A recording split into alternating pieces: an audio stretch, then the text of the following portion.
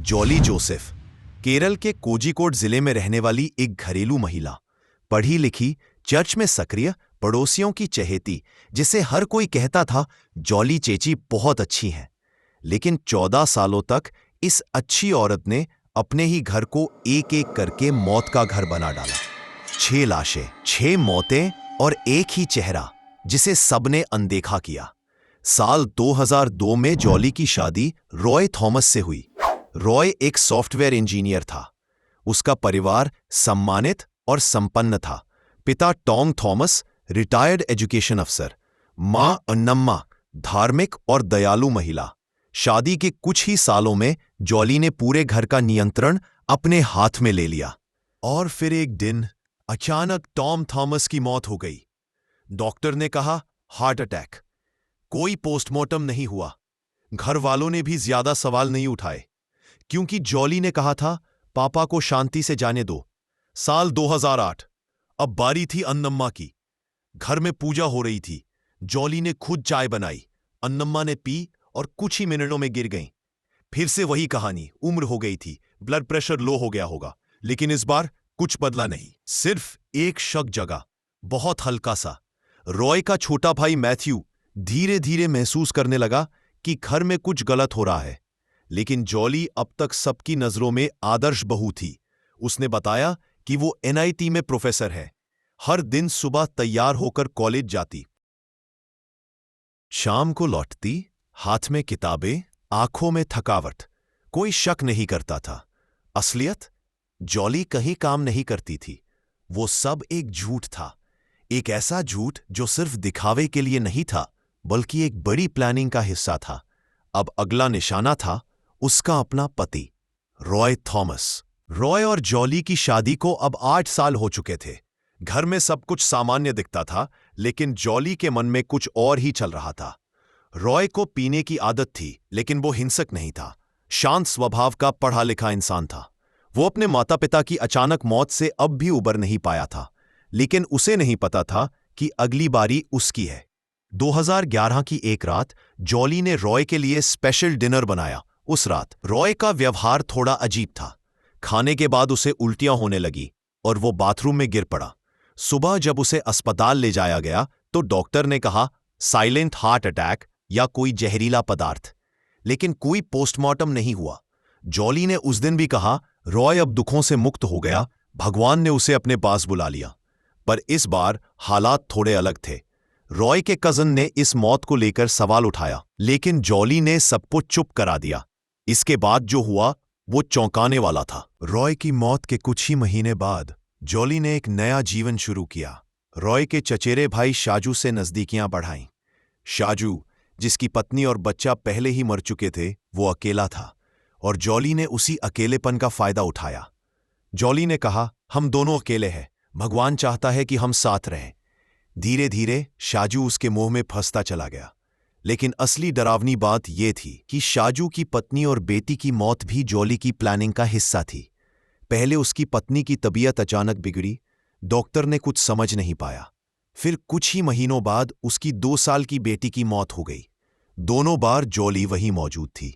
हर बार वही जहर, हर बार वही मासूम चेहरा, हर बार वही कहानी। कुदरत की मर्जी थी। शाजू अब टूट चुका था और जॉली ने उसे सहारा देने के बहाने अपने जाल में बांध लिया। अब कुल मिलाकर 6 मौतें हो चुकी थीं। ससुर, सास, पति, देवरानी, बच्ची और एक अंकल, सब एक एक करके मारे गए। हर बार जॉली वहीं मौजूद थी। हर बार कोई ना कोई फायदा उसे ही हुआ। घर की जमीन, प्रॉपर्टी, बैंक अकाउंट, सब धीरे धीरे उसके नाम हो गए। लेकिन वो भूल गई थी कि हर जुर्म की एक सीमा होती है और हर कातिल एक दिन पकड़ा ही जाता है। और वो दिन अब बहुत करीब था। 6 लाशें, 14 सालों में 6 मौतें और एक ही महिला, हर बार वहीं मौजूद। लेकिन अब शक गहराने लगा था। रॉय की मौत के सालों बाद उसके चचेरे भाई रोजो थॉमस ने जॉली की कहानियों में कुछ फर्क देखना शुरू किया। कभी जॉली कहती मैं प्रोफेसर हूं, कभी कहती मैं रिसर्च कर रही हूं, और कभी कहती एनआईटी में मैं असिस्टेंट डायरेक्टर हूं। कई सालों तक सबने उसकी बातों पर भरोसा किया। लेकिन जब रोजो खुद एनआईटी गया और वहां पूछा तो जवाब आया इस नाम की कोई महिला यहां कभी काम पर नहीं थी। अब वो शक यकीन में बदल चुका था। रोजो ने इस मामले को पुलिस के पास ले जाने की ठान ली। पुलिस ने जांच शुरू की। शुरुआत में उन्हें कोई सबूत नहीं मिला, क्योंकि कोई पोस्टमार्टम ही नहीं हुआ था। लेकिन फिर पुलिस ने एक चौंकाने वाला कदम उठाया।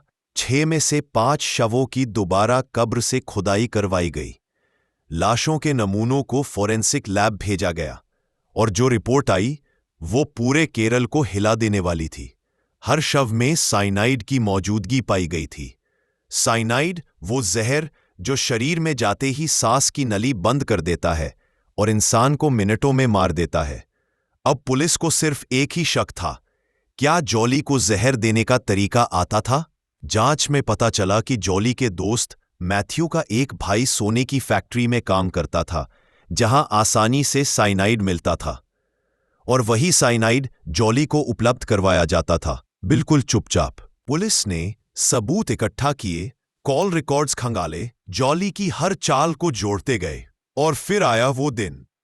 5 अक्टूबर 2019 सुबह करीब 6 बजे कोझिकोड के पिनारा इलाके में जॉली अपने घर में बैठकर कॉफी पी रही थी। दरवाजे पर दस्तक हुई। जैसे ही दरवाजा खुला, सामने पुलिस खड़ी थी। आपको हत्या के शक में गिरफ्तार किया जाता है। जॉली शांत खड़ी रही, ना रोई ना चौंकी, बस एक हल्की सी मुस्कान दी, जैसे उसे पता था ये दिन कभी तो आना ही था। जब पुलिस उसे ले जा रही थी, तब मीडिया वहां मौजूद था। किसी ने चिल्लाकर पूछा, मैडम आपने मारा क्या? जॉली ने सिर्फ एक बात कही, गॉड नोज द ट्रूथ। भगवान को सब पता है। इस लाइन के बाद पूरा देश सन्न रह गया। एक महिला जिसे सभी ने आदर्श बहू कहा, वो निकली एक सीरियल किलर। पुलिस ने अपनी चार्जशीट तैयार की। जॉली जोसेफ पर 6 हत्याओं का आरोप था, सभी में धीमा जहर साइनाइड का इस्तेमाल। साथ ही 2 और लोगों पर भी मुकदमा चला, एक वो जिसने उसे साइनाइड सप्लाई किया और दूसरा जिसने ये सारा राज छुपाया। कोर्ट में केस चला, सबूत रखे गए, voice recording, forensic report, call detail, सब कुछ। और आखिरकार कोर्ट ने कहा, ये एक सोची समझी, प्लान की गई हत्या की सीरीज है, जिसमें आरोपी ने न सिर्फ भरोसा तोड़ा बल्कि इंसानियत को भी कुचल दिया। जॉली जोसेफ को उम्र कैद की सजा सुनाई गई। लेकिन कहानी यहीं खत्म नहीं होती। पूरे देश में बहस छिड़ गई। कैसे एक औरत जो पढ़ी लिखी थी, धार्मिक थी, हंसती थी, वो सीरियल किलर कैसे बन गई? क्या वो बचपन की कमी थी, या लालच, या सिर्फ पागलपन? आज भी लोग इस सवाल का जवाब ढूंढ रहे हैं। जॉली अब जेल में है, वहीं उसकी मासूम सी मुस्कान अब हर किसी को डराती है, क्योंकि अब हर कोई जानता है कि चेहरे मासूम हो सकते हैं, लेकिन इरादे खौफनाक। और यही थी कहानी jolly Joseph, India's most shocking serial killer.